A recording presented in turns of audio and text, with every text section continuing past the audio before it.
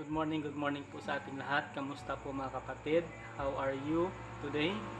How's our sleep last night? I hope that everybody has a sound sleep. And sa umagang ito, tayo po ay magpapasalamat sa lahat ng biyaya at saka sa proteksyon na binigay sa atin ng ating Panginoong Diyos. And today, we would like to share to you another devotional reading. I would like to extend bago tayong patuloy our greetings sa ating mga kapatid, sa ating mga brethren who are Seventh-day Adventist. So please support po our Facebook page, and we are happy to announce to you that our YouTube channel is also now open. So meron na po tayong YouTube channel na Voice of Remnant Ministry. So pwede nyo pong bisitahin at suportahan yung ating YouTube channel. So sa umagang ito, as what we have noticed, na ibang-iba na talaga yung panahon, sobrang init, at kung wala po tayong mga air conditioner sa bahay, air condition, or wala tayong mga ventilador or electric fan, so para po tayong masusunog, parang unti-unti na pong bumubukas yung impyerno. So we can observe sa ating panahon na madali na lang yung pagbalik ng ating Panginoong Jesucristo, and we can notice that He is already at the door. So sa umagang ito mga kapatid, without further ado, I would like to invite you to have to ponder upon the words sa ating devotional reading, To Be Like Jesus by Mrs. Ellen G. White. And today is March 28, 2024. Our devotional reading this morning is entitled Influence, a Power for Good and Evil.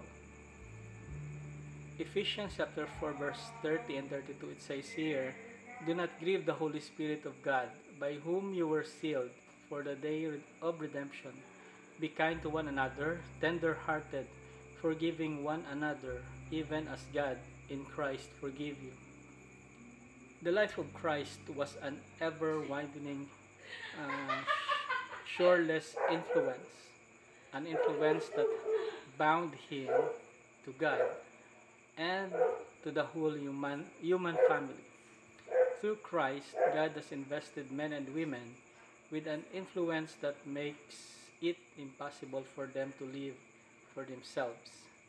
Individually, we are connected with other human beings, a part of God's great whole, and we stand under mutual obligations. No one can be independent of their fellow beings, for the well-being of each affects others. It is God's purpose that each person shall feel necessary to others' welfare and seek to promote their happiness. Every soul is surrounded by an atmosphere of its own, an atmosphere, it may be, charged with the life-giving power of faith, courage, and hope, and sweet with the fragrance of love, or it may be heavy and chill with the gloom of discontented and selfishness, or poisonous with the deadly taint of cherished sin. By the atmosphere surrounding us, every person with whom we come in contact is consciously or unconsciously affected. This is responsibility from which we cannot free ourselves. Our words, our acts, our dress, our deportment, even the expression of the countenance, has an influence upon the impression thus made. There hang result for good or evil, which no one can measure. Every impulse thus imparted is seed sown which will produce its harvest. It is a link in a long chain of human events, extending we know not whether, if by our example we aid others in the development of good principles, we give them power to do good. In their turn, they exert the same influence upon others, and they upon still others.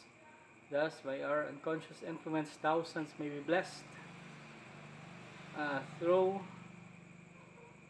a pebble into the lake, and a wave is formed, and another, and as they increase, the circle widens until it reaches the very shore.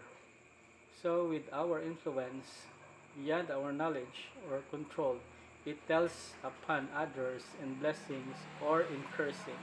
Christ Object Lessons, pages 339 and 340.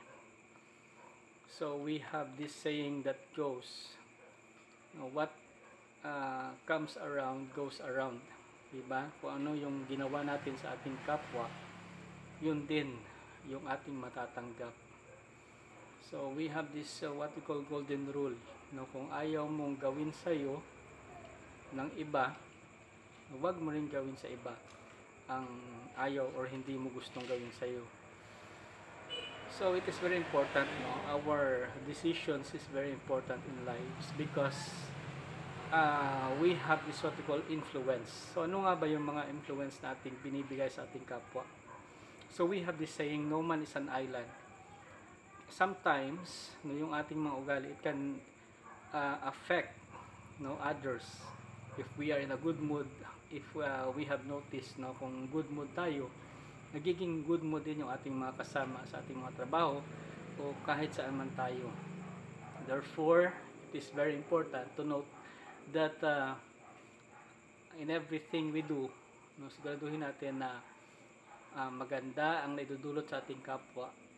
So in other words, we need to seek guidance from our Lord Jesus Christ, kung ano yung ating gagawin, kasi nandyan yung power, if we will do good, the outcome, yung kalalabasan ay mabuti. Kung masama, yung outcome, masama din yung mangyayari, di ba?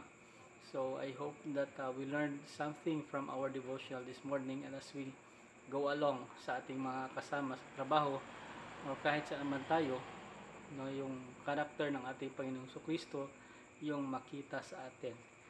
So once again, good day to everybody and have a wonderful morning. And before matapos ang ating devotional, I would like to invite everybody to please follow or share this message, that somehow others will be informed also tungkol sa ating devotional reading sa araw nito. So God bless po sa lahat and have a nice day po.